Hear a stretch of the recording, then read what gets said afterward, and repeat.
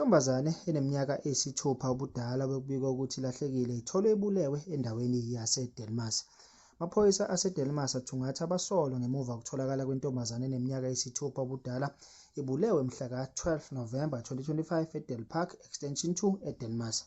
Ngokwemibiko yamaphoyisa, u-Ayanda Ngwenyama ongunina kamufi waya esiteshini samaphoyisa eDelmas mhla ka-11 Novemba ekubika ukuthi indodakazi yakhe eneminyaka eyisithupha ubudala uThandolwethu Mahlangu yaduka ngomhla ka-10 Novemba ngezithuba zabo-6 ntambama, kanti kusolakala ukuthi ingane yaya kubo kayise yangaphindela ekhaya.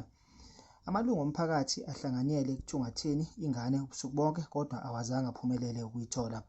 Ngezithuba zabo-7 ngakusasa ekuseni, umama wengane wathola umyalezo ovela enombolweni engaziwa bethi befuna imali engango-30,000 kusolakala ukuthi wawukweletwa uyise wengane ukuze ingane ivikeleke. Kwavulwa uphenyo ngomuntu olahlekile futhi bonke ababambe iqhaza abafanelekile baziswa.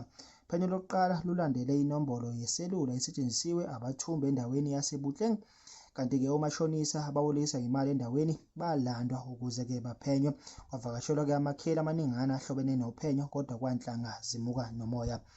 Ngomhla ka-12 Novemba ekuseni ngezithuba zabo-7:30 ekuseni, ingane yatholwa isishonile eDel Park Extension 2.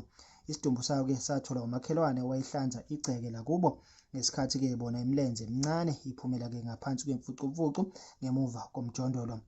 Zonke-ke iy'phathimandla ey'fanele-ke zabe sezaziswa ngokushesha futhi-ke zafika endaweni yesigameko. Phakathi waseDelmas ubeke usumasha-ke emgaqweni uzwakalisa ukukhathazeka kwawo uthi-ke sekwanele ngemuva kokubulawa kwengane.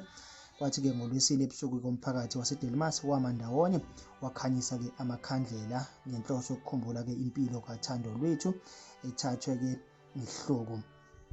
Abasolwa-ke abakaziwa kwamanje, kanti-ke kuvulwe-ke icala lokubulala. Amaphoyisa ayacela noma ngabe ubani ongaba nolwazi olungasiza uphenyweni ukuba-ke athinte amaphoyisa endawo.